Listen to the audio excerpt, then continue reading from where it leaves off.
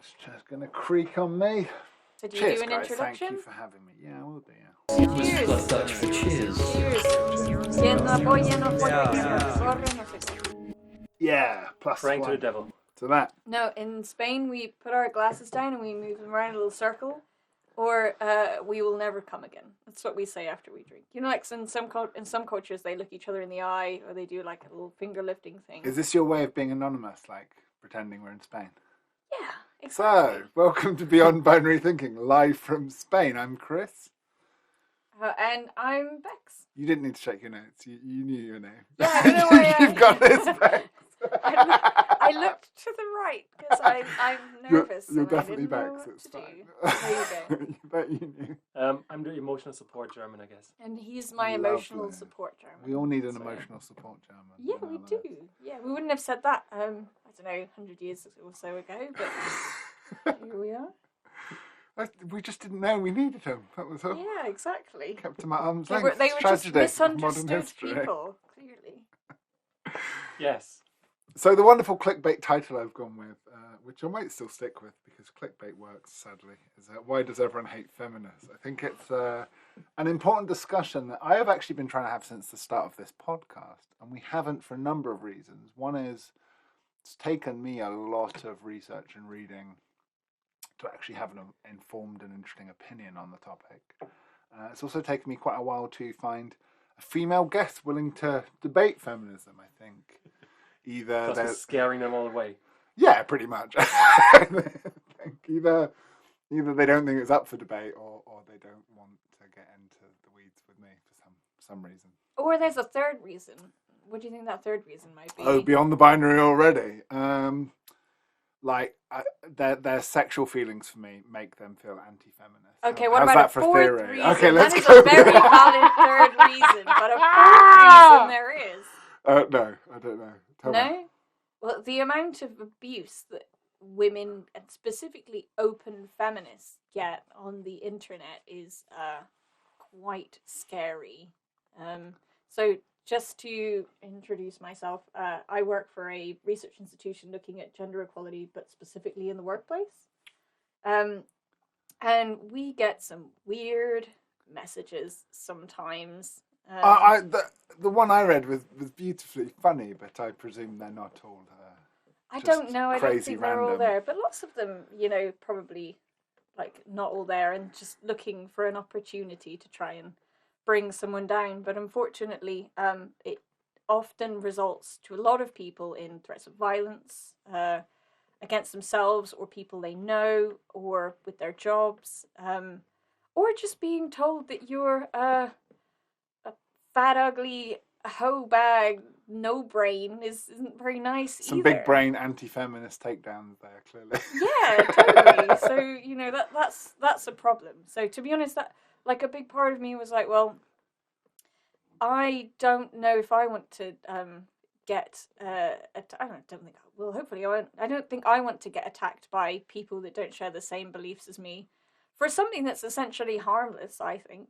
But Well, let's yeah. hope the episode is worth the abuse and hate speech you're about to bring upon oh, yourself. great. Okay.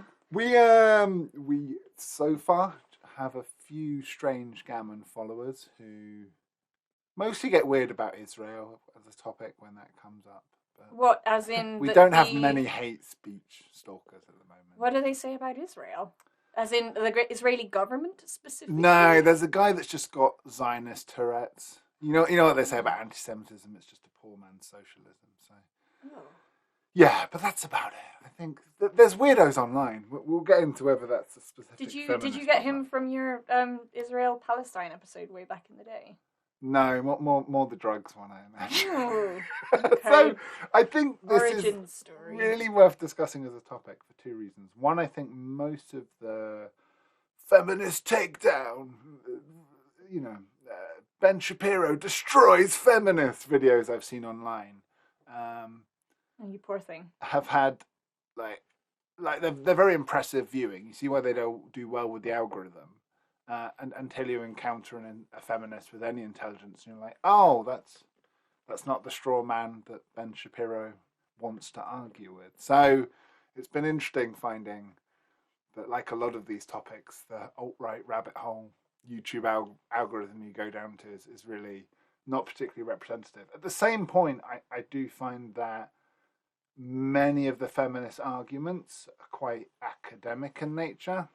Yeah, that's fair. Because they're experts on the topic and they're talking to other experts. But that makes it very inaccessible for the unconverted. Yeah. And so often it feels like a bunch of people preaching to the choir and discussing the nuance. So I can see why a lot of people are so far unconvinced. And I think branding them all as misogynist is unhelpful. And I think there are feminists out there that need to sort of grapple with some of their criticisms and get better at rhetoric. Yeah, and also engage with these people, as scary as it can be. We recently, and I can't remember the details, but we recently got a funny, actually misogynist message at the institution about a month or so ago on one of our videos about the gender pay gap. We'd done an event about the gender pay gap. It was, pretty harmless. And some guy wrote to us to say it's a big myth, you're all dumbasses, etc. And I brought up in a meeting, why don't we engage with people like this? Why don't we bring someone on that has one of these extreme beliefs and beat the shit out of them intellectually? Right. The idea that the best sunlight. Sunlight's the best disinfectant. Yeah, exactly. Yeah, I mean, but unfortunately, the institution where I work, they, understandably wanted to be cautious about it, and who can blame them? Like I said, there's the amount of abuse that feminists can get can be quite scary. I mean, you need to look at female politicians who aren't specifically talking about feminism, even using the word feminism, to see that they'll get bombarded daily with hundreds of threats against their life, etc. It's not very nice. It will do stuff to your brain. So I can understand why they weren't very open to kind of talking about it. But I hope you don't mind me being boring here. I just thought that it would be good to define that, for me, feminism is very much dictionary definition. So it's based on... It's just angry men hating women, right? Oh, totally. The other way around. If you want to take away our rights. Man. Yeah, actually, where are you going? Yeah, where are we going? No. This is about the advocacy of women's rights on the basis of equality of the sexes. It is the theory of political, economic, and social equality of the sexes. It's the belief that men and women should have equal rights and opportunities, and it's the doctrine advocating social, political, and other rights of women equal to those of men. So it's not even... I don't think there's anything extreme about that basic definition, but I just wanted to ask you, Cookie, do you identify as a feminist, and why or why not, just out of curiosity? No. Why? I don't think it's a cool term. Oh, that's fair. It isn't a cool term. No, anyway. Yeah, it was destroyed by the alt-right. No, I think this is what you noticed. This is what you noticed about 5 years ago when Milo Yiannopoulos became really famous for a short while. That during that time, like 2014-ish, basically every guy, how they understood feminism was through the lens of Ben Shapiro, Milo Yiannopoulos. Was Jordan Peterson famous back then already? Later, yeah. But basically, any guy that knew about feminism knew it through these guys. Yeah, and because of that, feminism looked like this. It's bad because. Yeah, and because of that, feminism looks like this insane weirdo, like the purple-haired lady. I forgot her name. That just you're a white straight man. Your opinion doesn't matter, and it's like this insane group of people that nobody actually listens to. Yeah, you can imagine like a very liberal Californian university campus. We are and rich, the sort of debates neoliberals, that were happening basically. there. Yeah. I think the funniest part was that when Hillary Clinton had her campaign during 2016, and she was like, "Yeah, I'm gonna get all the girls to support me," and literally every young woman she met was a massive Bernie supporter, and she just couldn't understand it. I was like, "You ladies, why do you support me?" It's like, "Yeah, because Bernie is better." Bernie. So I mean, Bernie is a feminist. Bernie is a feminist. So Hillary Clinton is what some feminists. And the thing is that to be a feminist is to be the trunk of a tree of many branches, right? It's like to call yourself a Christian. There are many different kinds of Christian. And the thing is that Hillary Clinton is often what's called an imperial feminist. Well, yeah, I mean, you can imagine with that term, like with that terminology itself, what that's about. But basically, that she only really looks out for the interests of white middle class sort of women in Western society. And I mean, the argument, to back that up is obviously her activity outside of America against non-white, often poorer women. So she is considered that way. I mean, personally, I would consider Bernie more of a feminist than a Hillary Clinton. But yeah, I think once Hillary again, there are would nuances. have So feigned concern for women in the Middle East in order to justify another war. But I think yeah, often the or conversation as well. got conflated with, like, both Hillary and her opponent classifying her as a feminist and saying that maybe that's why she's unpopular. And you're like, no, I think she did that all on her own. I don't think feminism's the reason Hillary Clinton was unpopular. I mean, I do think that because she was a woman. No, in fact, I would say I would go as far as to know, because there were tons of polls at the time. I've heard arguments that she was disliked because when women are authoritative, they're considered aggressive. Yes. I mean, sort of Joe Biden basically ran the same campaign and won. Yeah. By like quite a larger margin. But also, it's still attitudes to the pervasive attitudes by men and women, by the way, pretty equally, whatever your age, who could be or who should be a president. And I know that back with the Hillary campaign, there were tons of surveys done, and there were a fair amount of women coming out and saying women aren't ready to be president yet, and that was their reason for not voting for Hillary. To the heart, and we're going to have to pick across one of the 18 tangents we've kicked off on. But it's an interesting start. No, it's a great and interesting I'm doing that woman things. thing, and I'm saying sorry all the time. Exactly. I forgive you. But I think like the heart, the crux of it was that she was deeply unpopular, and one of the groups she was least popular with was women. And if feminists, I don't know about that. She was pretty unpopular with women. I mean, she was generally unpopular, but she was mostly unpopular with men. Okay, I'll take that. Like, she was more popular with women than with men. Okay, but I still think a majority of people voted her against her in both genders. No, like both majority of men and women voted for her. It's just the weird US political system. I mean, she won with 3 million votes. She won the popular vote. Yeah, but like exactly. a wide margin. Which should have been the way that it was calculated. Yeah, like calculated. more men and women. Like, definitely women. I think also men, but not entirely sure. But a majority of Americans voted for Hillary Clinton. By like a pretty big margin. Yes. All right. We'll get lost in the weeds talking about a 4-year election. My favourite theory about the whole thing is that, Hillary Clinton's campaign actually funded ads for Donald Trump during the Republican primaries because she saw him as the weakest opposition they were most likely to win. Yeah. I mean, they were all surprised by it. I mean, you saw it in the last election that Trump, for some reason, overperforms, or Democrats massively underperform. Nobody really knows why, but the polls for this election were massively in favor of Joe Biden. And in the end, they, barely won. And, who knows? But yeah, I think it's a pretty big thing that Hillary Clinton at least partly lost because she was a woman. And if she were a man, she probably would have won. I mean, that's the assumption of a lot of research in a nutshell. A lot of feminist research. Would you call it feminist research? I just did. You just did. There you go. Look, it's like the Nazis calling Einstein Jewish science. Look, we'll get lost in the weeds talking about Hillary because I think she's unpopular for a number of reasons, some of which are unfair. It is an odd thing of people that she was judged for her husband cheating on her. Yeah, and that is odd.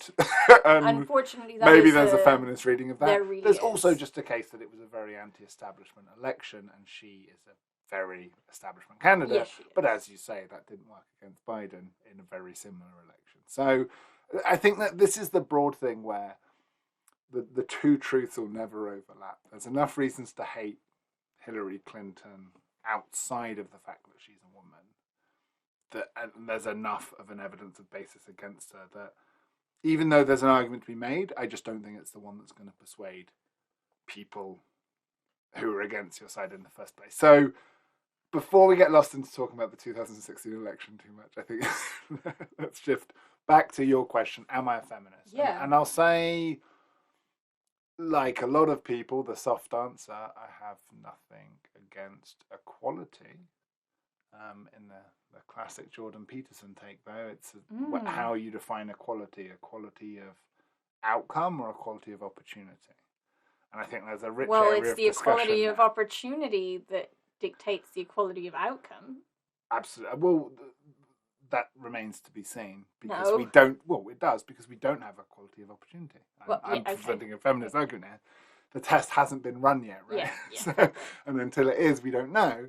The argument that people like Jordan Peterson make, and I can't believe I'm having to defend him again, but I always have to do this. I always have to argue this case when talking to a bunch of I have the lefties. same with Steven Pinker, don't worry. Because he's often misquoted, and like you recently shared a meme. Yeah, I recently misquoted him. Yeah, and that happens. I get it, but the problem is I've had to go so deep down this rabbit hole where I actually understand the arguments he's made, and I'm now able to refute them. It's horrible. I don't know why I've become Most of obsessed us are with really this man. stupid and convoluted. No, but you have to do a good amount. So of what's his research argument? Come make to the point. I'm waiting for it. No, stop being German. Everyone wants opportunity, equality of opportunity. That's a good thing, but you can't force that top-down diktat. And equality of outcomes is a terrible thing. And if you look at the example of Sweden, where they've tried to give women all the equalities you could ever want, you still have women choosing to be doctors and men choosing to be engineers, and there are biological differences which you'll never account for, and it would be damaging, undemocratic to try and push that square peg into a round hole. I mean, that's not what feminists are trying to do. So, first of all, when you're talking about women having career choices, that's an extremely novel concept, right? We haven't been at this long enough to say that women are actively choosing to go into that. For example, right. It's not. So it's sort of like the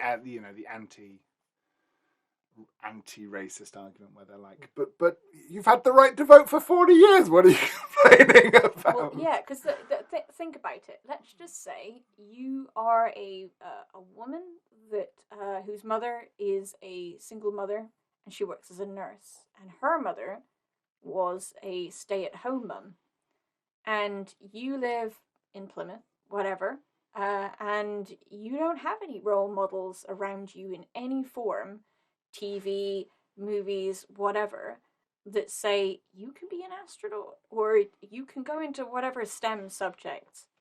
Why on earth would you go into that? And actually, there's a lot. We have to really go back here because there's a lot of research on the gendered implications, the gender bias implications on infancy. It's known. So this is hard fact. Babies perceive mathematical information in the same way, regardless of if they're a man, or if they're a man baby, if they're a boy, a man baby, or if they're a boy or a girl. But something happens around the age of 7 that we're very sure is societal, so it's nurture, not nature, where girls start seeing themselves not able to do certain things, and boys start seeing themselves not able to do certain things. And that gets worse into the teens. So as I said, imagine, you are somebody that has never had role models of any sort in STEM subjects, for example. You haven't been particularly encouraged with maths. You live in a place like Plymouth where you either become a beautician or you go into care work, which typically is what happens in poorer areas. Or you become a mom. Or you become a mother. Then that's naturally what ends up happening. Until maybe someone breaks the cycle, but that doesn't always happen. There have been surveys done in the UK of with girls, you know, like, what would you like to be? And they always come out with, I want to be a pop star. I want to be a mum. I want to be a princess. If you do that in the, excuse the term, developing world, girls come out with stuff like, I want to be a doctor. I want to be a teacher. I want to be a president. It's quite different.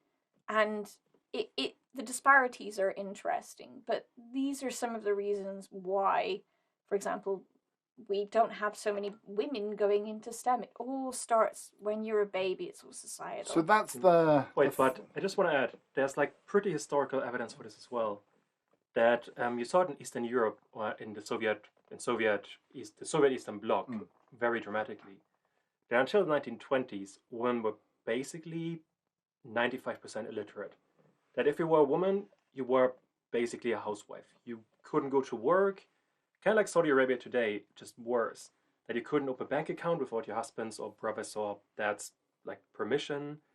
You couldn't study. And it was very few women that had to overcome these expectations to overcome this. For example, Rosa Luxemburg was a massive outlier when she got a PhD. So women were just massively disadvantaged.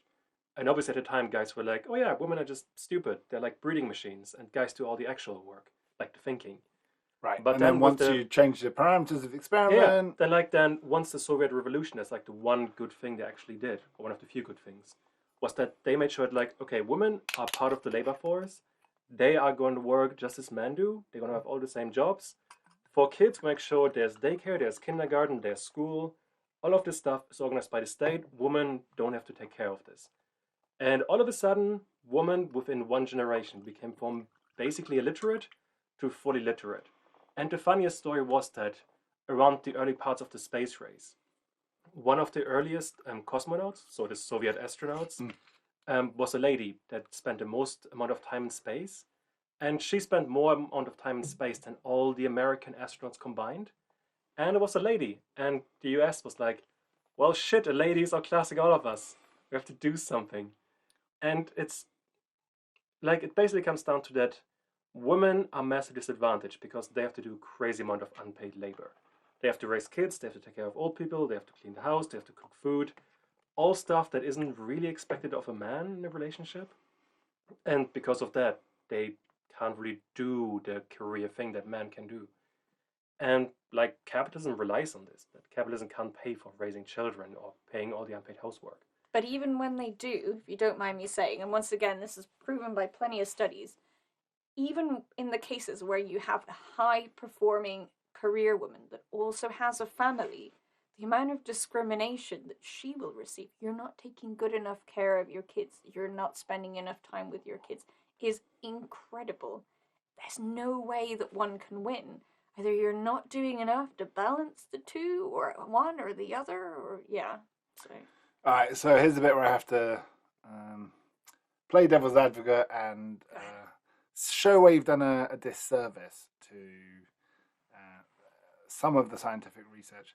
There is some evidence that there are some gender differences between men and women if you count white matter versus grey matter. There's some interesting research. I think it's Sacha Baron Cohen's uncle. Oh, in Oxford. Yes. Yeah. Who's done, the theory that... his name, but boy, I know well, he's it's also Professor Baron Cohen. Cohen, yeah. It's also that men like things and women like people, right?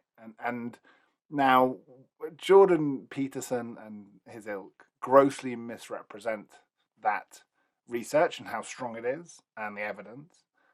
They say that, they make it like it's a ironclad case closed. Obviously, men and women are different, and this is why men are engineers, whereas clearly women are capable of being engineers. They argue it's more about interest than ability. But their argument does seem like the god of the gaps, right? Like, you're familiar with the expression "god of the gaps"? Like they're arguing that their argument gets smaller and smaller and smaller. And 50 years ago, these would have been the guys saying that, oh, it's not possible. And now they're going, well, it's possible, but maybe they just have less proclivity to interest on average than the mean of the two sample populations. But the best debate I heard on the topic pretty much said that there's very little conclusive research that there's strong biological differences between the two genders, and what they're arguing now is, but what about the occasional genius? Women are less likely to show genius. So Who's the female Einstein? who cares? Yeah. That's the best version of their argument I've heard. I see all the angry people on Facebook in the comments saying, but women are just worse at this. And you're like, yeah, you're just misquoting a rough summary of an unfair, like, meta study. I mean, you see it in schools that girls quite substantially outperform boys in basically any subject. Well, actually, what we're seeing more and more of these days is women and non-white students, so non-white students, men and boys and girls, excuse me, are slowly outperforming white boys in there's a crisis every with white boys academic subject. Yeah, and that is There's a crisis with everyone. To be there honest. is, like, no, but especially It's all falling apart. But especially with that, the thing is that there isn't substantial evidence to say that women are cognitively different than men. Yes. Like I said, there's enough research now to suggest that something happens about the age of 7, which must be societal. And in fact, there was I recommend checking out a debate between Steven Pinker from the early noughties and a development psychologist called Professor Semke. Yes, I have seen this. Oh, you've seen? Oh, there you go. Where she points this out. Link in the comments. Yeah. And Pinker was, along with Peterson, quoting that thing of evidence that, but boys like being engineers. And she just kind of breaks it down as, like I say, a just quite poor summary of cherry picking, quite a biased side of the science there. Yeah, exactly. As you say, like, we haven't run the experiment where women have had all the rights and all the opportunities. So, and again, like, I think it takes, you said the change was observable in one generation, but think how much bigger that will be in 3 generations. Because well, depending on how much progress feminism makes, that's the thing. In Russia, it backslided because Stalin, I think in 1960, Stalin declared the woman question in big quotation marks to be solved.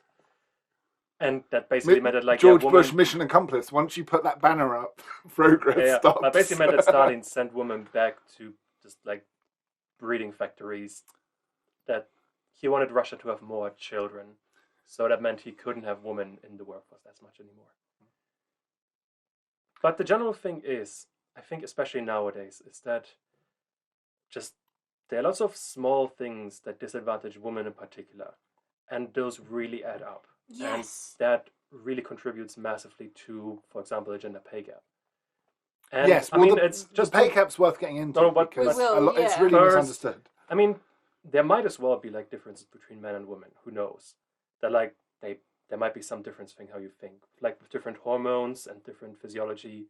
It might happen, it could be, but that shouldn't mean that we shouldn't try to make it as equal as possible, or that everybody has a chance to join these different fields. And I mean, when I looked up for this episode, that basically when you testimonies of women trying to get into physics or maths, they are really scared of getting in there because they feel like they're going to be the only one, they're going to be made fun of, they're really shy. I mean, this is what we have seen for this podcast as well, that women don't want to join because they feel like they're going to look stupid. And guys don't really have that. Yeah, and for women, it's more like that, oh yeah, we can't join because it's not socially acceptable. One of the main studies I've seen into the reasons for the gender pay gap is that if a man sees a job he's underqualified for, he'll apply anyway, whereas a woman is less likely to. I've actually got an example of that. So I'm still fairly junior, and my director resigned and changed roles 2 weeks ago, and I posted about it on LinkedIn to encourage people to apply for her position. She was fantastic. This is a 90K job, so it's triple what I earn in my sort of junior role anyway. And 2 of my friends replied and messaged me to say, why don't you apply? Go for it. And I was like, hang on a minute, I've got I've got less than a decade of experience, And I'm not going to go from I'm not going to go to 90k and triple my salary. I don't have the experience of that. Why would I? So it was funny that it was just them doing that, and I thought I had quite a realistic perception. The only way I've of got it. my sisters to apply for jobs that they felt underqualified for was be like, oh, just apply and you won't get it, but it'll be good experience applying. And then they get it. Well, Just try. oh God, no. I could be a house husband. That's all he wants. He wants to be a house husband, but I want to be a researcher and an activist. Oh, you're right. Fuck, you had a PhD. Yeah. Right. So crap. I'm never gonna be able to support him. But Being lazy. just to go back on what you were saying about the gender pay gap, one of the biggest problems with feminism is the confusion between what the gender pay gap actually is. So just I mean, I am sympathetic to the argument that it's mostly a myth, right? At least in how it's presented sometimes by some people. So it's not currently the case that men are paid more than women for the same job, right? I'm afraid that's quite incorrect. So first of all, the gender pay gap is a term based on the difference between the average hourly pay for men and women. And it comprises of the fact that men tend to be in more senior roles than women. They tend to make up most of the poorly paid occupations, and they tend to have caring responsibilities and part-time roles that are shared unequally. The unequal pay issue is just one element of the gender pay gap, and there is we're going to call that the unequal pay. We're going to call that the UP just to be cooler and easier. The UP element of this. I'm going to laugh every time you say UP, UP. so I'm not sure it's No, an acronym that helps didn't. anyone. No. I already forgot what you meant. No sense when you wrote it down, didn't it? Oh my god, yes, I did. But UP. Right, yeah, no, yeah. okay. So it means unmade payments. Oh my god, this is terrible. This is awful. I really didn't think this through. This is why I need to talk to It's fine. other people more. So the unequal pay issue. Oh fuck, I fucked up now. Oh yeah, so the unequal pay issue is one of discrimination. So where this does feed into the gender pay gap, granted, the statistics often involved in the methodology to arrive at them is just based on medians. So what they do is they take Walmart and they're like, oh, all men are earning this, amount, and all women are earning this amount. Which is what critics say. That's not comparing job for job, right? Wait, but okay. I mean, we just did it last year where the BBC lady quit her job because her colleagues for the same thing were paid twice as much or something. Oh, a ridiculous amount more. I forgot the names. The Carrie Gracie was one of them. I mean, but generally, that gets to my heart of the criticism. No, this whole okay, debate, let me explain. though. I'm not concerned about someone on £150,000. No, a year. but then, yes, but it's a general thing. Yeah. And let's say we nowadays think of this is neoliberal propaganda basically. That we think of companies as this meritocratic organization where the more you produce, the more you get paid. But they're really not. That's not how it works. It's basically like whoever you made friends with, it's a big social circle, that the people that get promoted are the ones that make friends with each other the most. And they made actual research on this, that the people that get promoted in companies are not the ones that are the most efficient or create the most profit. They are the ones that make friends with the bosses and go on beer binges and shit. And this happens to be men most of the time. Yeah. And the main thing then is that, oh yeah, a guy, they might do the same job as a woman, but they get this random, what does the same job mean? If you have a random position on committee, do you do more work? And would that justify more pay? And for any normal person, it's no, you just sit there and you put a stamp on something. It doesn't count. But for guys, this is much easier to get into. That they all of a sudden are you can make friends with this guy and then you make more pay. You get this little promotion, you get this tiny extra duty, you make more pay. You don't have to worry about kids and housing responsibilities. And then for women in particular, it's up. you get pregnant, you have to take care of a kid, so you have to take more holiday. You can't stay late anymore. And all of a sudden, even though they might have on paper the same job, the guy does get paid more. I think about 20%, a bit less, I think it was. And yeah, these small things add up. And this also happens across men. This is also part of it. That for guys that aren't as social and more introverted, they will be paid less.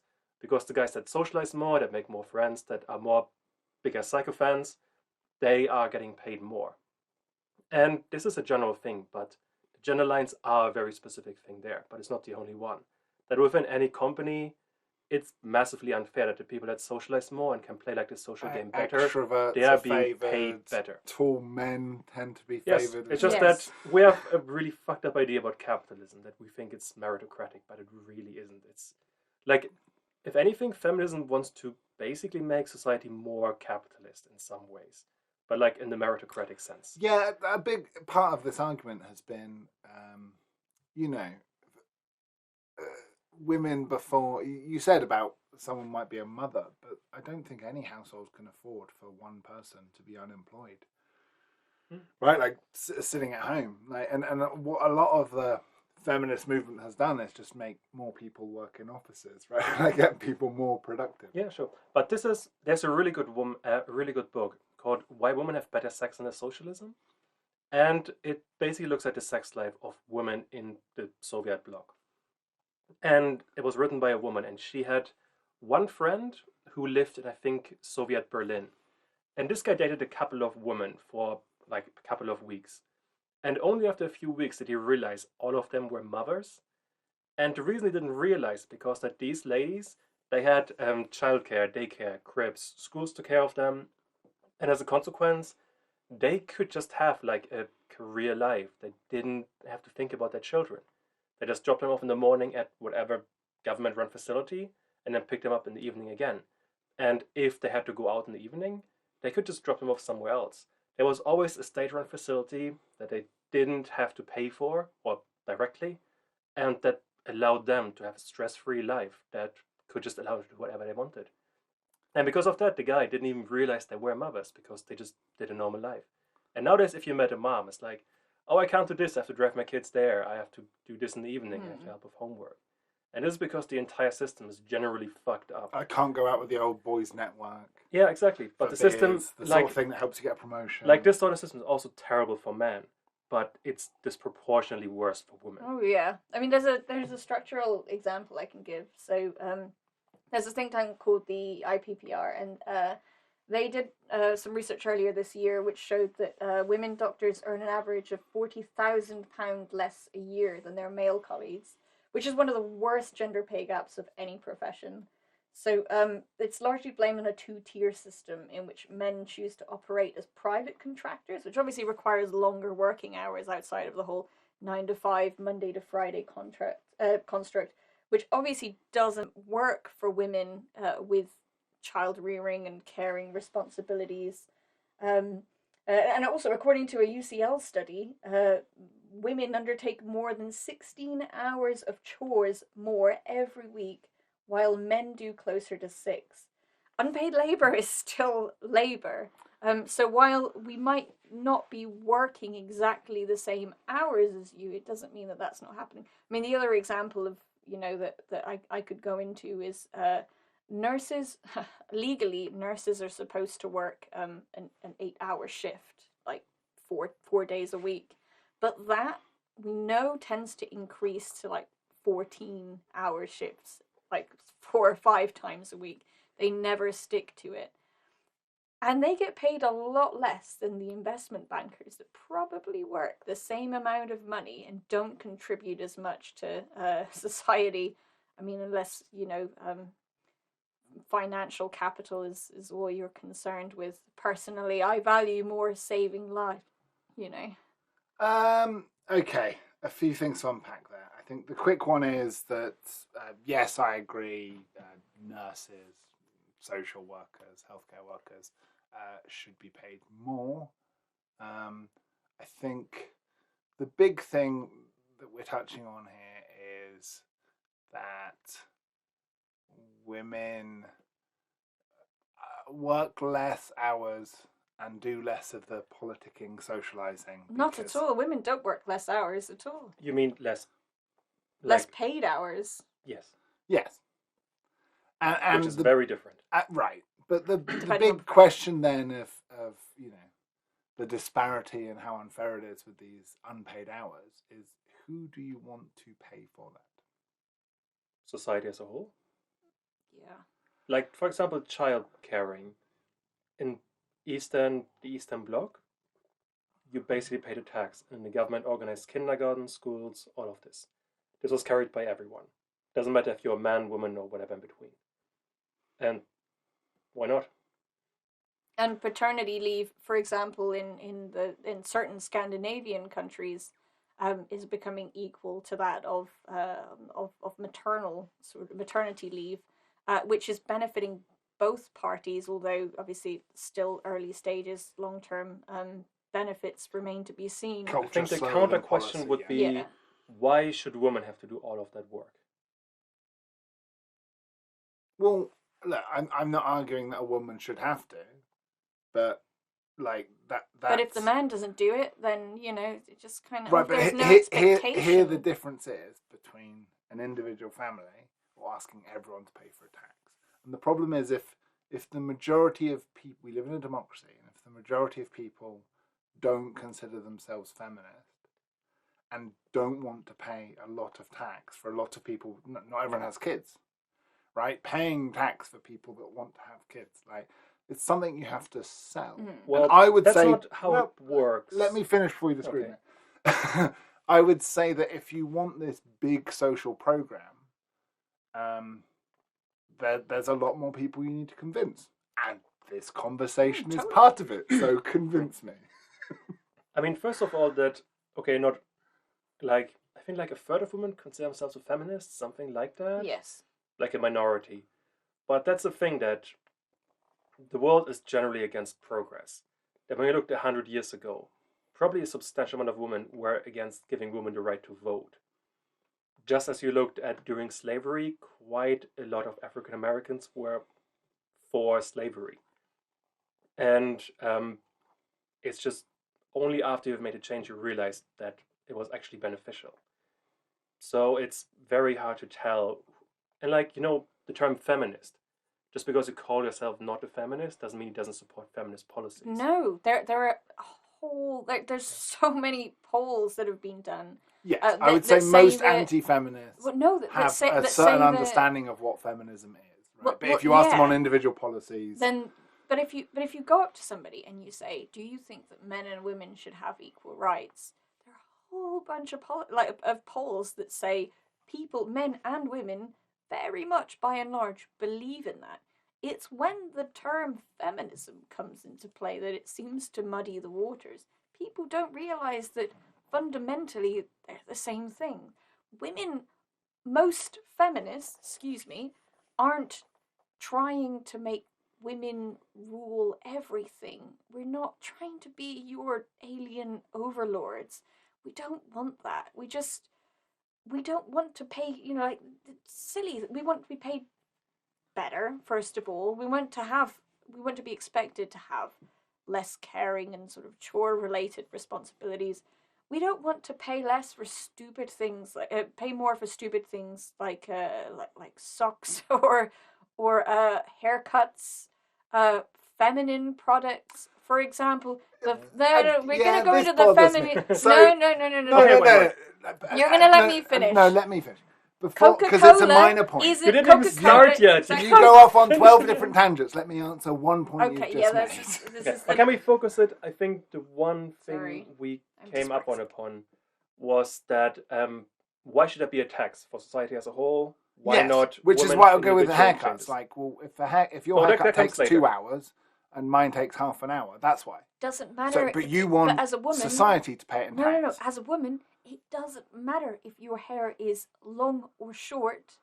You will pay at least double the amount of what a man does. Fact. Like, you can even do your own research. Because the pricing is done based on the average woman's haircut.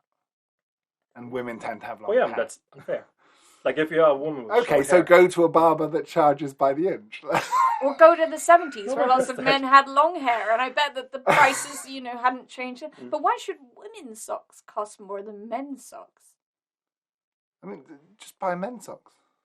Well, I've started doing that. I'm wearing she's stealing my socks. I'm wearing my I've seen this argument with pink razors cost more. You're like, well, then buy blue razors. No, I don't do that. This but is it's the sort of a thing that's a non-argument.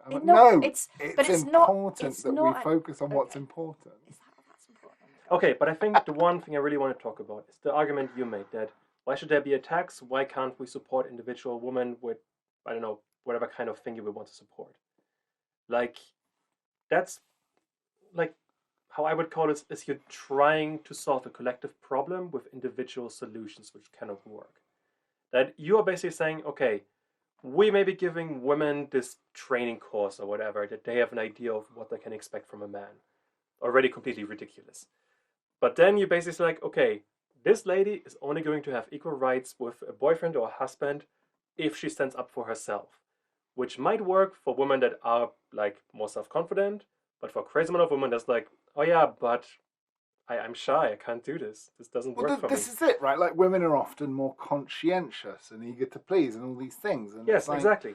well, And if a woman won't apply for a promotion, why do I as a taxpayer have to pay her the money that she didn't ask for? Because you benefit from it. Oh, You benefit okay. from a more equal society.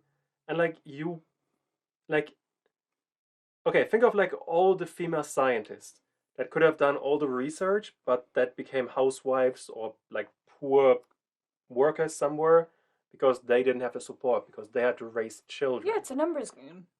And that Yeah. I'm and like that's the thing that like sympathetic to. you can only really solve these sort of things if you change society as a whole. You can't tell individual women to like be more self-confident. That's not how the system works. Once women become wealthier and have like a couple of generations of, oh yeah, my mom, she was like this successful lawyer or politician, so I can do the same, no problem. I can be more self-confident. I don't have to give a shit what like some guy thinks. But this still takes some time.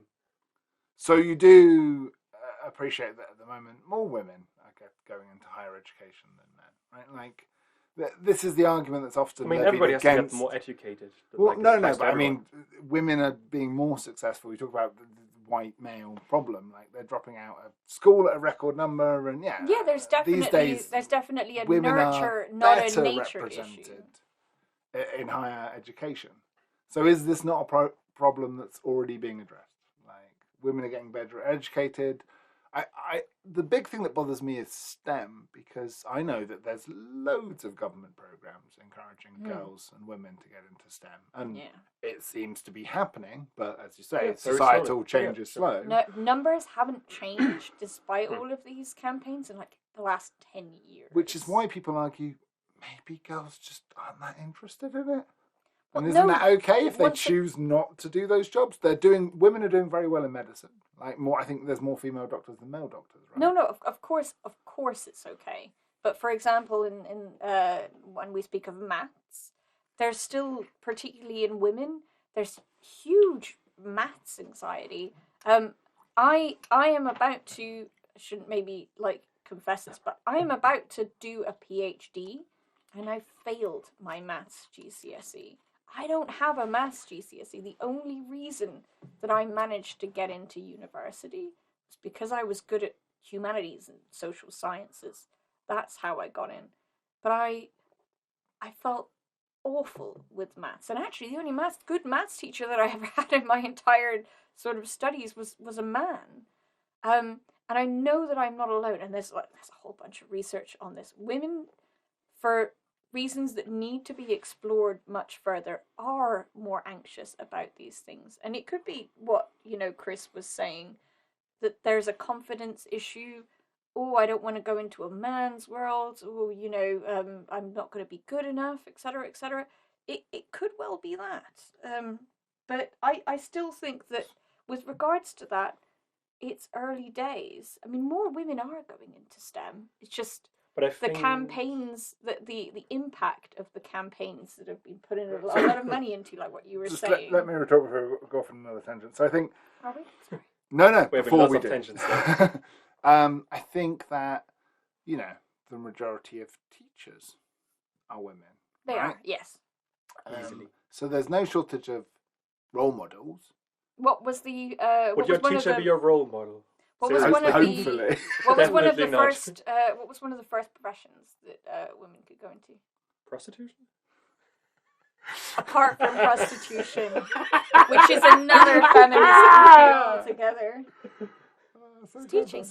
Yeah. Okay. Teaching, nursing. It's been a lot more time. So what happens? You go through decades and decades of my mum and my grandma and my auntie and whatever female was a teacher, and I live in butt middle of nowhere, and all the women I know are teachers, and I'm gonna be a teacher, and that's it. Right, but there's no patriarchy hovering over women, making them fail their maths tests. In fact, they do better than boys on those tests, even on maths. Like girls outperform boys pretty on equally, GCSEs actually. in maths. Yeah. Well, slightly better at A level, Yeah. and then at university, not so many women choose STEM subjects, despite Yet.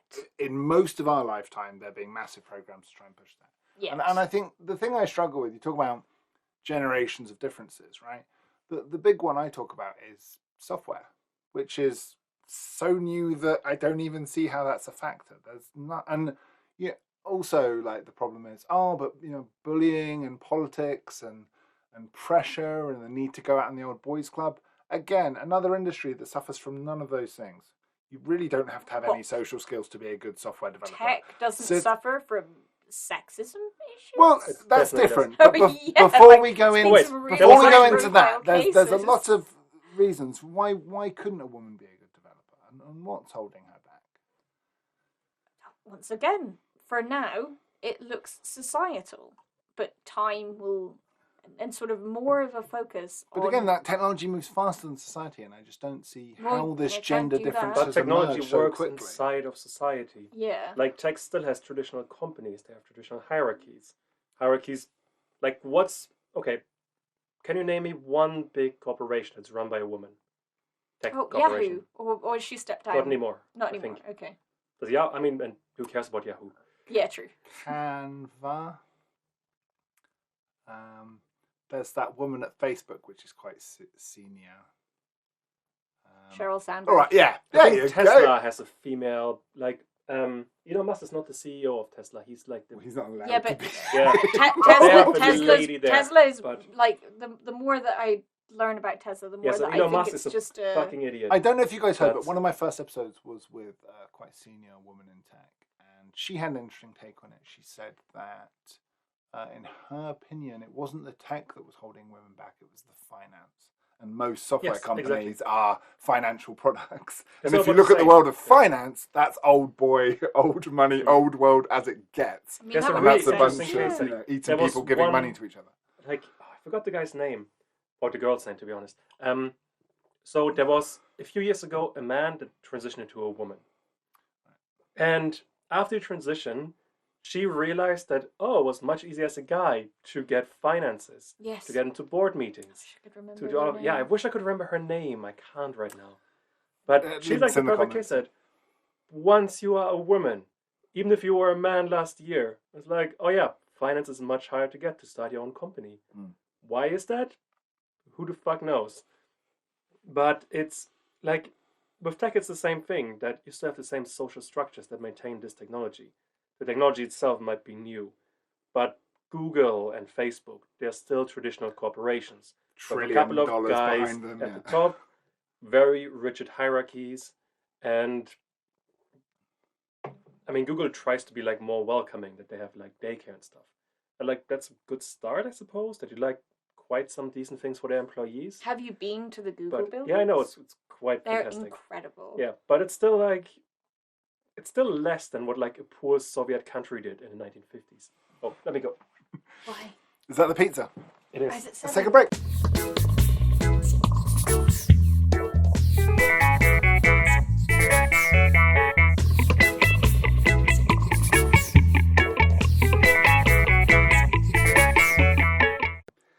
So far, I think we're broadly agreed that everyone wants equality of opportunity, that as that happens, society will shift in a more positive way, and those that say women can't need to probably just stick around and wait long enough to be proven wrong.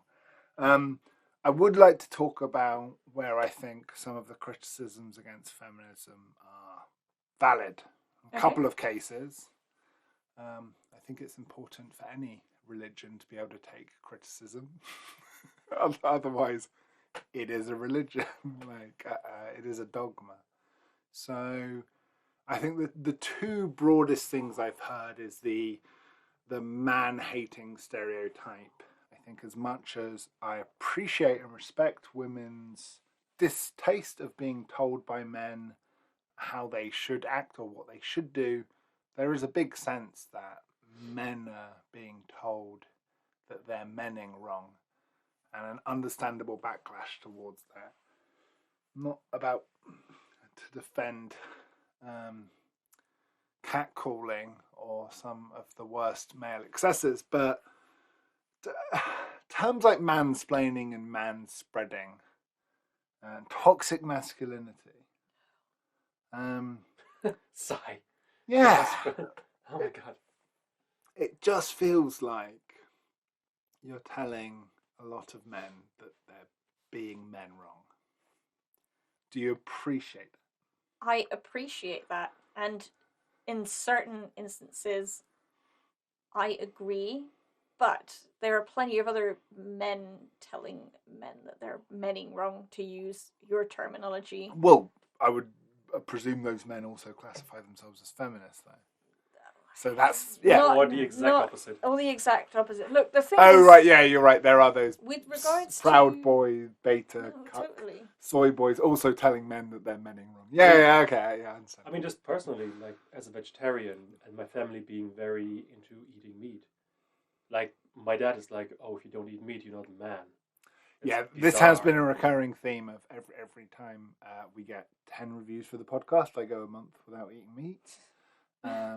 And I've found to a T that I've been lectured so much more by Carnes Yes. for not eating meat for a month than a vegan's ever had a go at me about their life choices. So, yes, that's an odd one for sure. Okay, I take that point that But I think a in lot of general, people have a lot of it's- opinions. yeah. That is, as we say, gender norms in society, right? I think there are like different kinds of feminism you can talk about. Yeah. One is the feminism of like one person talks to another person and it's like, how do they interrelate? And it's like, could go anyway. Who gives a shit, really? I don't care. Like, there's some things men that do that are terrible. There's some things that women do that are terrible. I would give general can advice, as Change with and all it's like, these. yeah, like that's.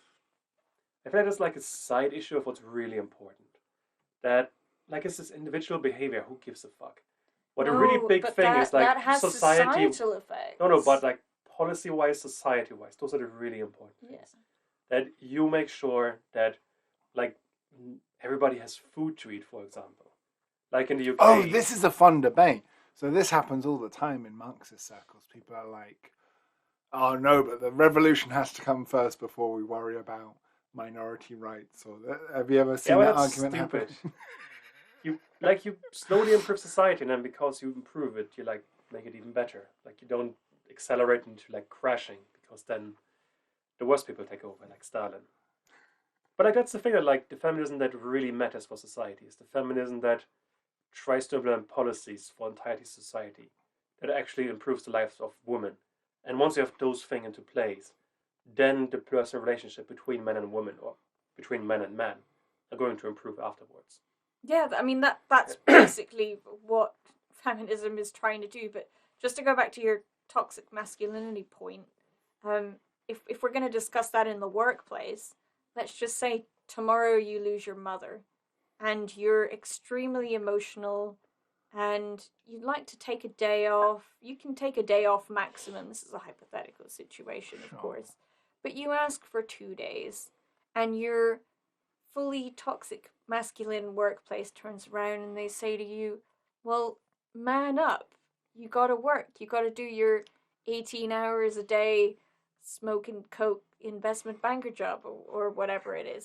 Is that something that as a man you want to live in? And then, like obviously another scenario that you could say is, In that extreme hypothetical situation, no. I've just had a child and I would like to spend some time with my child.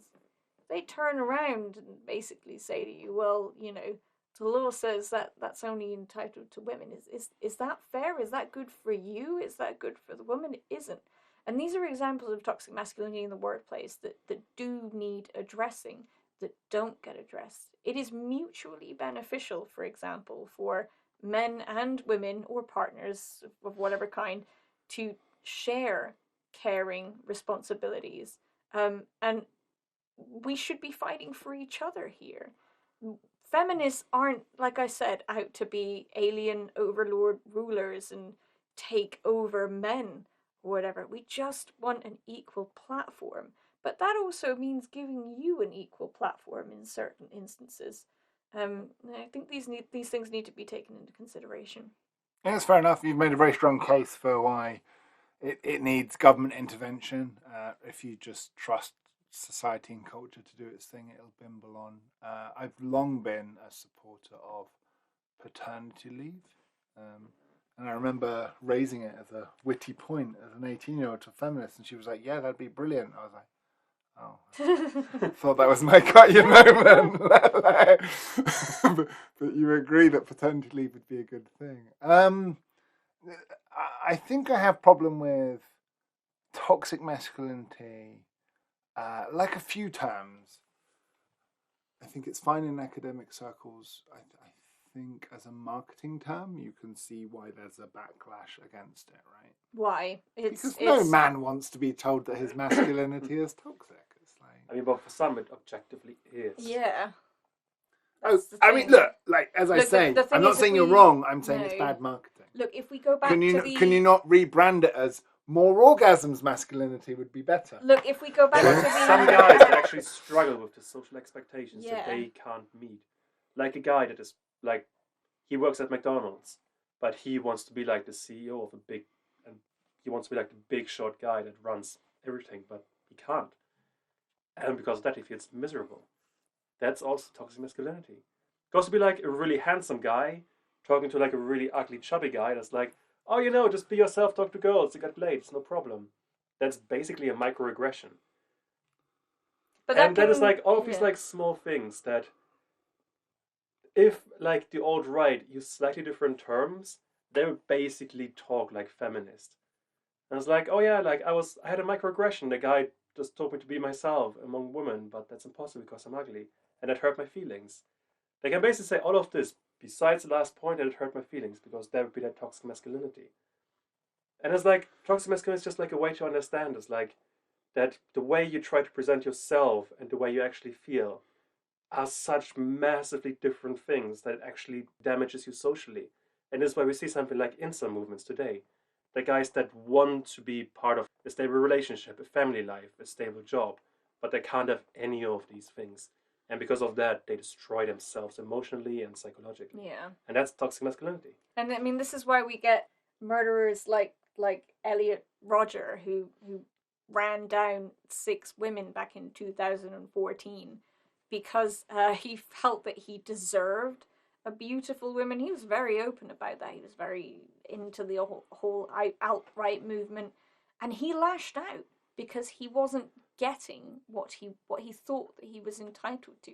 There is still this pervasive ideology in society that if you are a man, you are entitled to a partner, and a partner that looks a certain way and behaves a certain way. Female partner. I'm talking about cisgender relationships, so obviously. I'm going to say there's a particularly unsympathetic reading there. I'm going to be a bit more sympathetic that people want love and not to be lonely. And you can phrase that in terms of male entitlement. But that's a 24-year-old virgin who's desperately sad, lonely, and, as you alluded to, unable to express that in ways other than rage, impotent male rage, right? Towards women. Yeah. Towards everyone. But towards women, especially, yeah. Yeah, you know, and I think you can say, well, he didn't deserve women, but you're kind of missing the sad point that everyone wants to be loved and validated. And I don't think, so often this gets phrased in capitalist terms, but I don't think there's any society where there wouldn't be people who hadn't quite found the right person, who hadn't quite connected. Wait, but that's different things. What we're talking about is that over the last 50 years in particular, like society has become atomized very dramatically. There's a really good book, it's called Bowling Alone. They talk about how, in the US in particular, people used to bowl in groups of like 10 people. They were like social safety nets, basically. Where like you always knew somebody you could talk to. You had like a couple of gym buddies you could bull with some people and always had like a society around you. And for a guy, you had chances to meet women. Regardless of how you looked, you always were like part of some society. And that broke down over the last couple of decades. Where nowadays the amount of friends you have is, I think, about a quarter of what you used to have. Yeah. And there's a And few reasons you have to move around with the wind for your job, any opportunities, right? Well, no, it's neoliberalism that we have to work more. We can't spend as much time not giving a fuck. We have to make sure that we look nice on a CV. We have to get better educated. And because of all these things, we have less time for just chilling out and making friends. Yeah, but And then that this has is like this is a gendered thing. consequences. Yeah, like there are like different gendered consequences that nowadays for women it is easier to still find a relationship, but for guys this is much harder.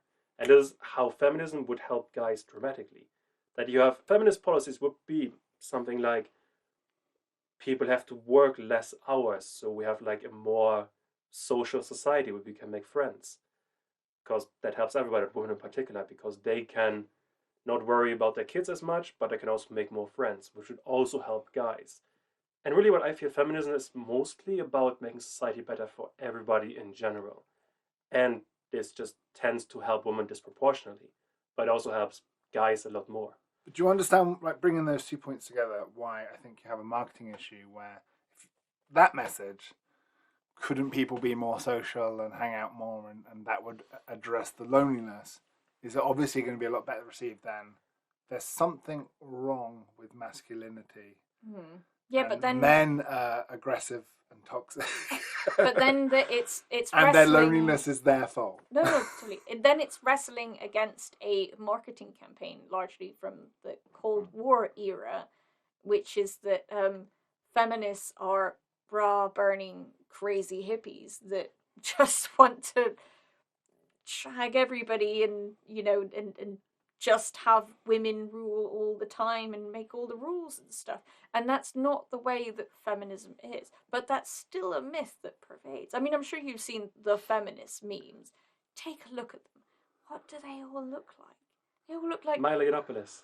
Well, basically. Oh yeah, no, but there's like a famous feminist meme with this white woman with like huge dreads and a hat. There's so many sort of phrases that have been made out of her, and it's like that's not what the average feminist looks like, and and also I probably don't think that she gave permission for her face to be used in such a way, which is a violation in and of itself. But the thing is that, going back to toxic masculinity, and the workplace scenario that we were talking about earlier, even sort of the murder scenario, if there was less toxic masculinity, men would feel more able to come forward with their emotions. And for example, there would be less male suicide. Male suicide in particular is a huge problem globally that's not being acknowledged. And it's a big part of it is this whole man up attitude, and that is definitely an element of toxic masculinity, which feminism can address. If we go, but it's failing to. At the moment, the alt-right to, and the Jordan Petersons of the world will keep winning on that conveyor belt because they're offering simplicity. Well, but they're also offering man up as a positive thing. Tidy your room, like take steps, exercise, look after yourself. Come on, like most of Jordan Peterson's rules for life are a basic self-help book that you probably wouldn't disagree with if you read. I mean, if we're the going way they talk is they're presenting some self-help guidelines versus feminism, who's telling them that their innate desires and frustrations are toxic and bad for society and need to be eradicated from society. Do you see why that's not working as a magnet? In pure marketing terms, it's a bad I don't think that's going on, but you're right that there is a marketing problem, but I still think that there are historical elements which are tainting that. And in fact, maybe there are studies out there there should be. Someone needs to do a poll which specifically asks men the words that they think of when the word feminism is presented to them. I'd be really curious about that. I wonder if that exists already. That needs to be done. Because you know what you're going to get? I'd be willing to bet you're going to get stuff like hysterical, bra-burning, hippie, liberal. You're going to get like all, you're going to get essentially what a lot of people class as radicalism. I mean, like most of these culture war debates, what it comes down to is it seems to be a middle-class white women's pursuit to tut at people in general and tell them how they should be acting. It's dinner party etiquette. I mean, look, it's like Hillary Clinton style feminism. Yeah. But like again, it's like I think the notion that like the right is winning, I feel it's always really strange because when I look at any polls, the people these guys, Ben Shapiro, Milo Yiannopoulos, or Stephen Crowder, the people they are talking to are, I think, really old. That's their major audience. Yeah, they're young people. Because all the young people are massively leftist. In the last election in the UK, I think among under 30-year-olds, the Tory party is a minority party. And Labour would just crush and win every single... Totally. Yeah, they would just dominate. And a YouGov poll from last year actually revealed that a third of men between the ages of 20 to 30 now identify as feminists. Just bringing that up. Yeah. And among young people, 2/3 are basically socialist. And it's just utter dominance of all the issues. And the only reason why the alt-right even exists in the first place is one is old reactionary grandpas and billionaires that like support all these think tanks. It's not an organic movement. It's just AstroTurf from the Koch brothers. Yeah, exactly. That's like the only reason the alt-right exists in any form whatsoever. And as well, like really outdated election systems. I mean, by now, Donald Trump lost the election by 7 million votes, I think. Oh, bless him. He got a recount and he lost it twice. I know, but so hard. Like, he lost. Like, he even lost to Hillary Clinton, like, the least likable person in the world. And the only reason he won is because of a really broken electoral system. And same in the UK, that the Tory party, I think in the last election, won 42% of the votes, but they have 50-something% of the seats. It's CPG Grey did a beautiful breakdown about how the last election, or the one before, was the least main reason that our election. politics is so fucked up is because it's blatantly undemocratic. That's really the problem it really comes down to. If society was more democratic, it would be way better. It's pretty much as it is. And that's part of feminism, that I think if society was more democratic, it would be a lot more feminist. Okay. So, something I'd really like to get into is the criticisms against feminism, that it is a middle-class hobby. Even the rally for equal pay for senior members of the finance industry are like, that's a niche of a niche that I don't think the majority of people are overly concerned with. If I had a vote, I think all bankers are overpaid, so I'm not that concerned about their genitals. No, I mean, look, you're right, and I guess this is where we can talk about something called toxic white feminism, because even so you guys are calling everyone toxic, not just men. Yeah, it's this is what I mean. It's like hugely. Is there toxic femininity in science? I mean, the toxic white femininity is definitely a term used in social science. I imagine a textbook is literally a picture of Hillary Clinton. I mean, imperial feminism could be classed as toxic white feminism, but I mean, explain your terms to me, please. No, it's all right. So basically, I mean, feminism. I agree with you. Feminism in its current form is heavily geared towards white, middle class, and cisgender women, and it is an ideology that, in principle, claims to speak for all women, but it really does ignore the needs of women of color, for example, or trans women. It really suppresses their voices, and it only really brings them out when it has to use them for an agenda and appear inclusive. So, for example, like there are lots of black women prefer to call themselves womanists, which semantically I don't like the word itself, but basically that's feminism for women of color itself. And you know what? I don't blame them for using that, because history is littered with examples of white women throwing women of color under the bus to get what they want, and discarding them.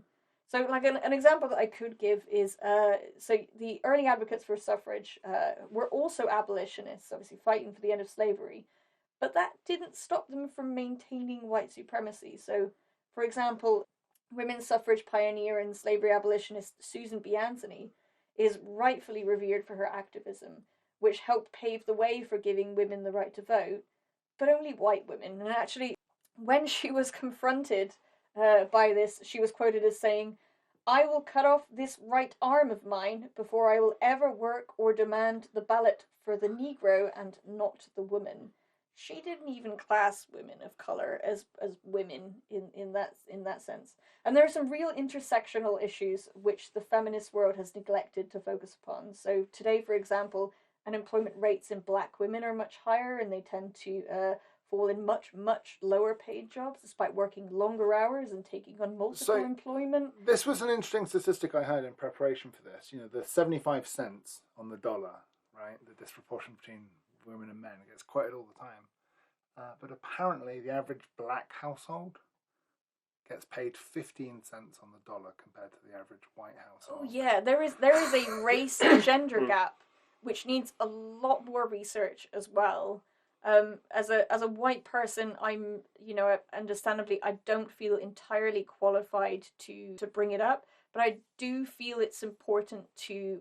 I don't feel qualified to go into massive detail, but I do think that it's important to address. So, I mean, there are other issues that primarily affect women of color. So, for example, they're more likely to die in childbirth, and that's a fact that's true on a global scale. If they go missing or are murdered, they receive much less media attention and lower levels of law enforcement cooperation, justice. That's something called missing white woman syndrome, which I fully recommend people look into, by the way. Yeah, I was in Aruba when that pretty blonde 15-year-old American got kidnapped. Natalie something or other. And yeah, every time Madeleine McCann, every time a pretty white girl goes missing, it's a international crisis. Oh, totally. But that affects men as well. That if you are a man, you are statistically far less likely to get any media assistance or law enforcement cooperation than if you're a woman, particularly if you are a man of color, or if, for example, you're a teenager and you're of color as well. And unfortunately, I had this personal experience last year when a friend of mine went missing in Thailand. Is a British friend. He'd only been there to get a visa renewal. He was only supposed to be there for a few days, but it took 6 months of investigation to find where he was, and no one would help. And the reason that, so law enforcement wouldn't help, the government wouldn't help, nothing. And the reason that we kept getting told was, it's just another man that's gone missing. That's not good for anyone either, is it? So I, unfortunately with that scenario, I pretty much resigned myself to the fact that if you're a man and you go missing, especially if you go missing outside of your own country, you're probably never going to be found unless you get lucky or you've got really dedicated sort of friends. Or you're middle class white. Or you're middle class, of what, missing white women syndrome is about. Let's talk quickly on all the instances where men fall through the gaps. I think one of the most shocking statistics is how much more likely women are to receive psychological help compared to men. How much more likely, if a woman's violent in public, she'll end up most likely getting psychiatric care. If a man's violent, he'll end up in prison. Yes. That's hugely disproportional. Another way of the society, in air quotes, redresses the pay gap, for example, is in a divorce. Well, it's a stereotype for a reason that the woman's likely to then take most of the man's wealth. Certainly but the house, right? Raised all the kids and couldn't work because of that.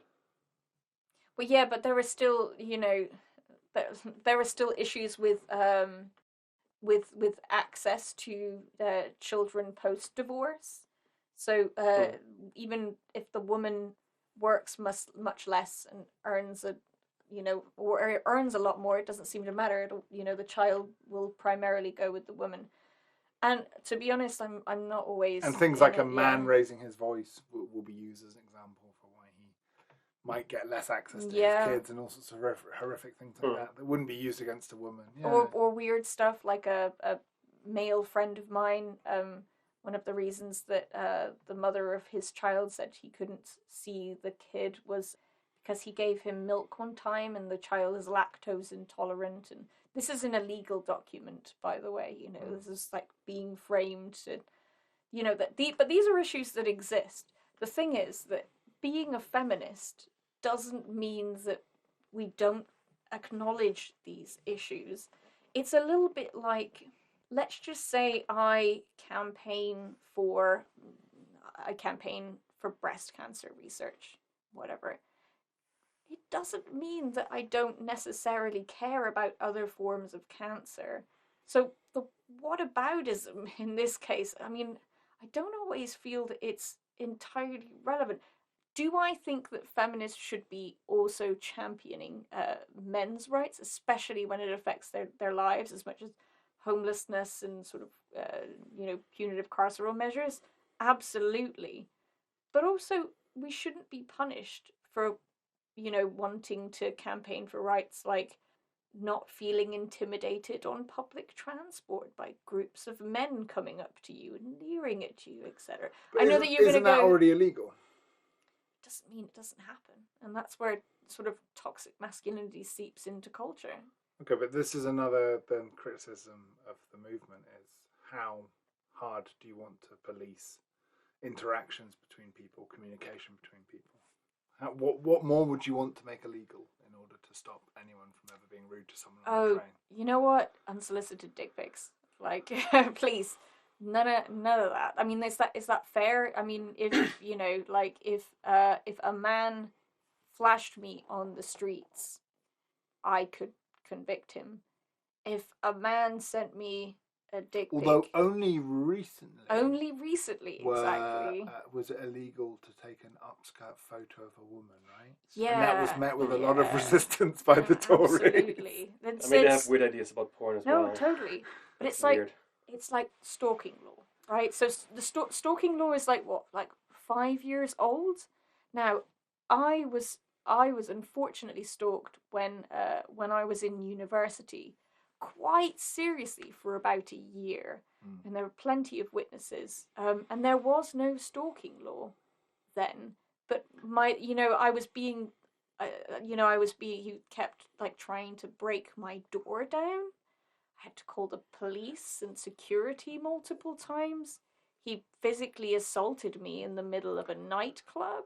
And there was nothing that I could do. Yeah, and there's a lot of studies that show people, they had a couple fighting, and if there was some context given that showed that they were a couple, they knew each other, people just don't get involved and leave it. And I think is this general thing of if a couple is having an argument, people just butt out and don't want to get involved. Yeah.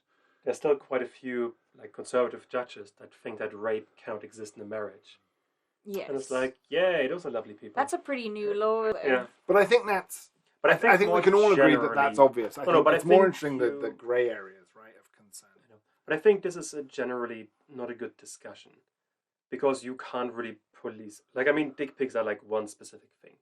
But in more general terms, you cannot police culture. It just doesn't work like that. No, there needs to be societal change. Or you, at very least, come across as a massive dickhead. And we'll talk about this at a later episode, but it is really hard to police consent as well. Mostly because it's normally a crime committed with no witnesses, right? Like, it's very hard. But then also, like, who's to say? And wasn't feminism about giving women freedom to go in guys' rooms and make bad decisions? And isn't... Well, 40 years ago, right? This wouldn't have been a problem because women weren't on campuses en masse, free. They had to have a chaperone and all this malarkey. Whereas now, I mean, just because they don't have a chaperone and they turn up more doesn't mean that that's the problem. The problem is toxic masculinity. Look, it's or women naively going into a guy's room and not expecting that to lead into some sexual contact. No, look, naive. I mean, that's victim blaming, isn't it? Yeah, that is. Is it? Yeah, technically it is. But look, but who's to say it's a victim? Naive. I mean, just because you're dumb doesn't mean you can be raped. Yeah. Or it's justifiable that you got raped. But this is the issue with but like the one thing I want to blaming, talk about, like, that how do you fix something like toxic masculinity? I'm saying these things are massively complex, and I know, you're asking for authoritarian involvement in human relationships. No, nobody does that. No. She said make dick pics illegal, which I think is a fairly... just one example. unconsensual dick pics, but this is not authoritarian. This is like, oh yeah, this guy sent me his dick. No. I sent this to the police, and he should at least have some consequences for that, because I don't want to see that. But it needs to start at But school, no feminist, or at least no, let's say, no reasonable feminist wants to like police all of culture. That's not a thing. What instead is the idea is that you make society economically, in terms of material well-being, better. That, I mean, the thing I said earlier, that women have better chances for career progression. There is generally a better quality of life for everyone, including men. You make it easier to get psychological help.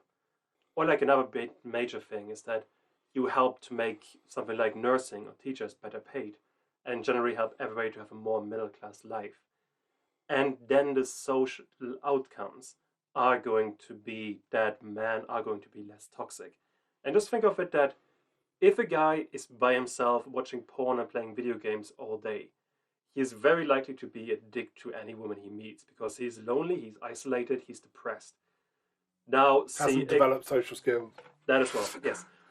Now, a guy who is in a committed relationship, has a stable job, has friends, and has fulfilling hobbies, and has like stability in his life, he is so much less likely to be a complete monster to women.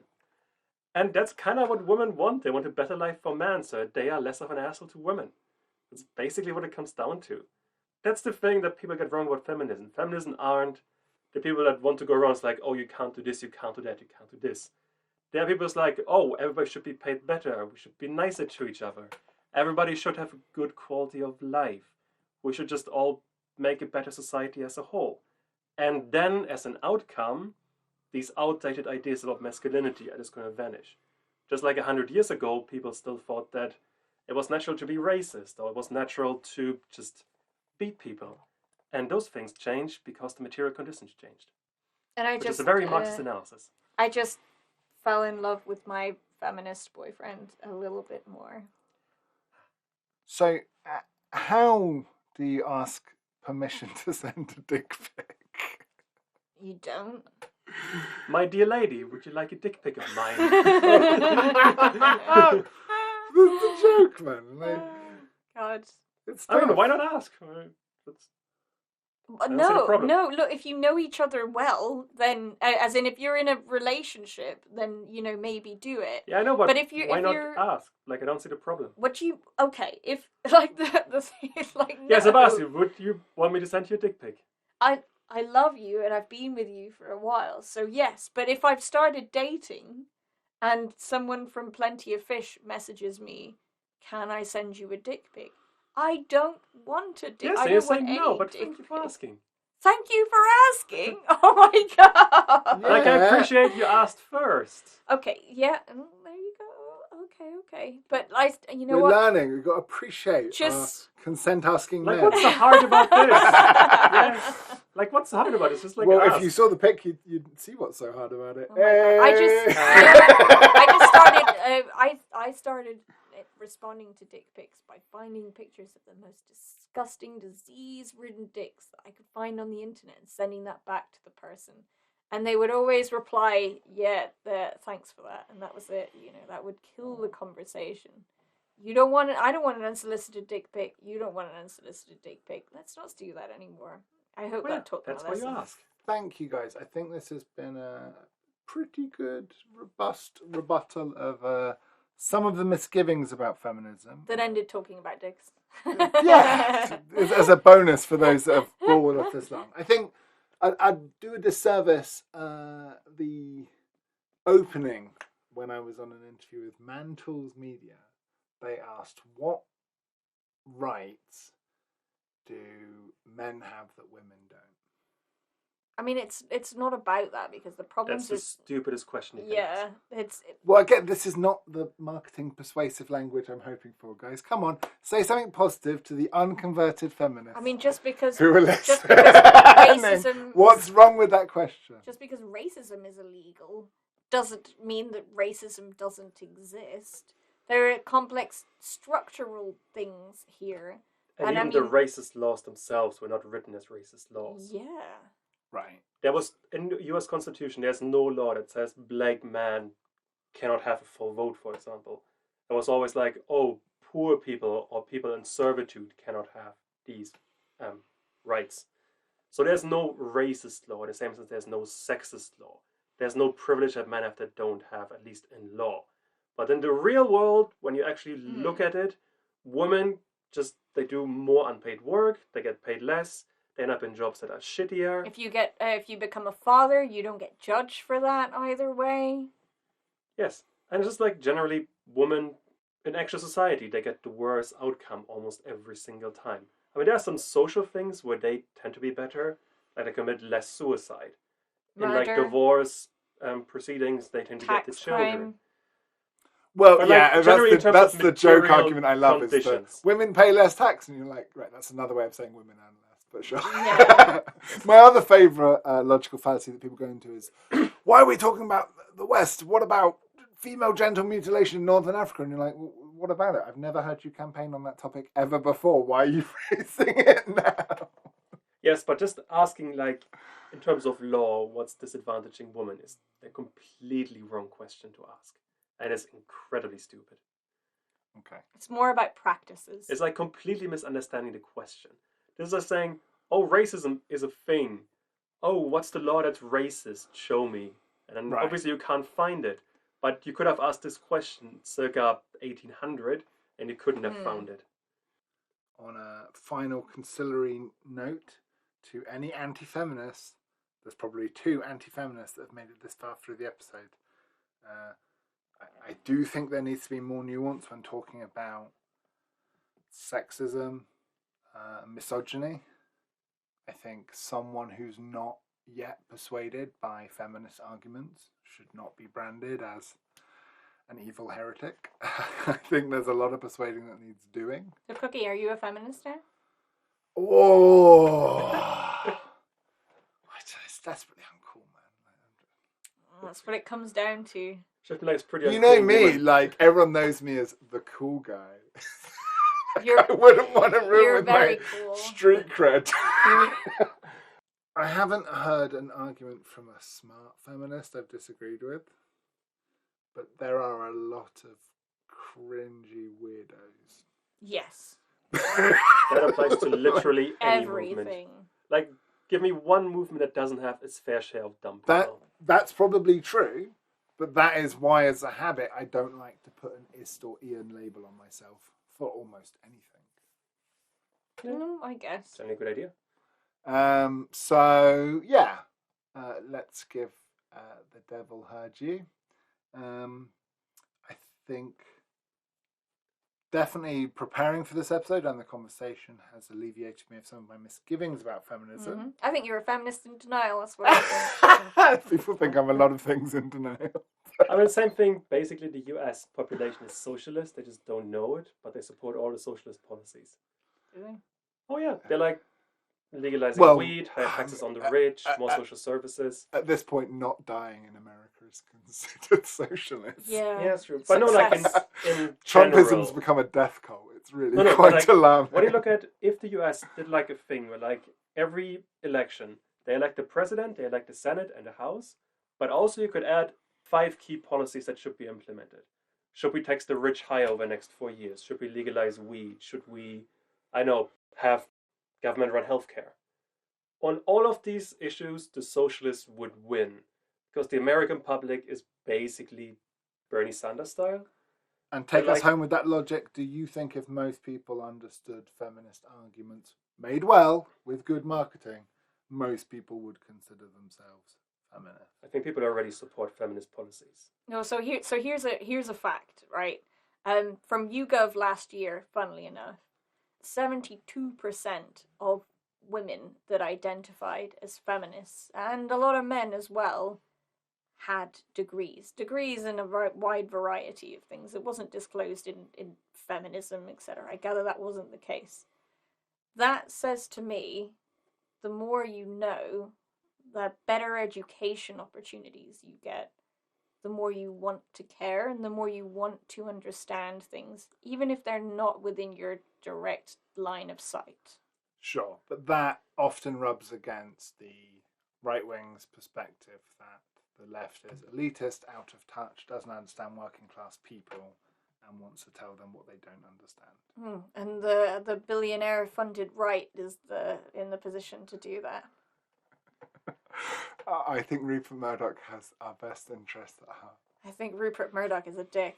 So there we go. Well, that's a shame because today's episode is sponsored by the Sun newspaper. Thank you so much, Bex and Christian. I really appreciate the chat. Thank you. Thank you.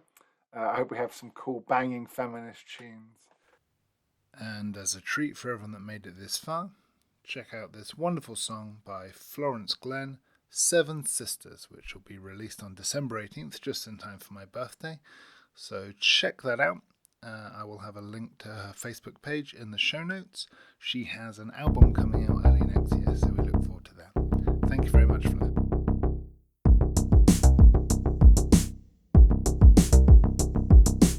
Jumping on a train again. Please step aside, the story winding up. Some committed, some afraid. Make up your mind, don't you want it bad enough? Chug, chug down the line. Faces facing mine. Am I doing fine? Totally fine. When the night is through, the seven sisters screaming through the skies above our heads, and I need you. A message for the independent woman who thought she'd never fall into the arms of her seven sisters.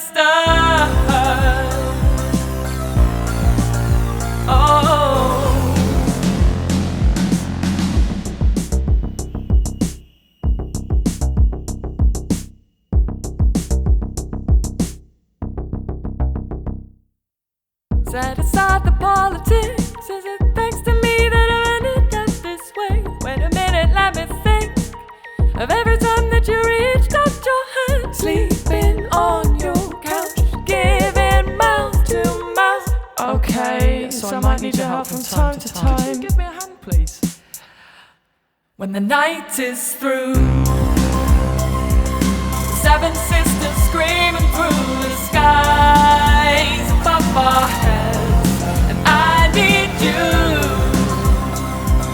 A message for the independent woman who thought she'd never fall into the arms of her seven sisters. Oh.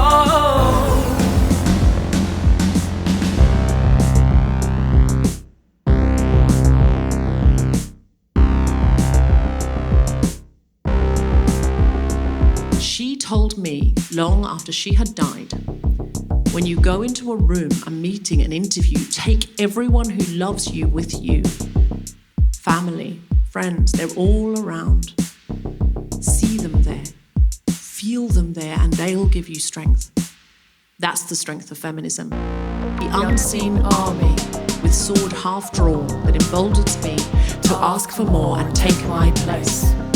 Maya Angelou and all her wisdom comes with me to the rawest rooms and roars. When the night is through,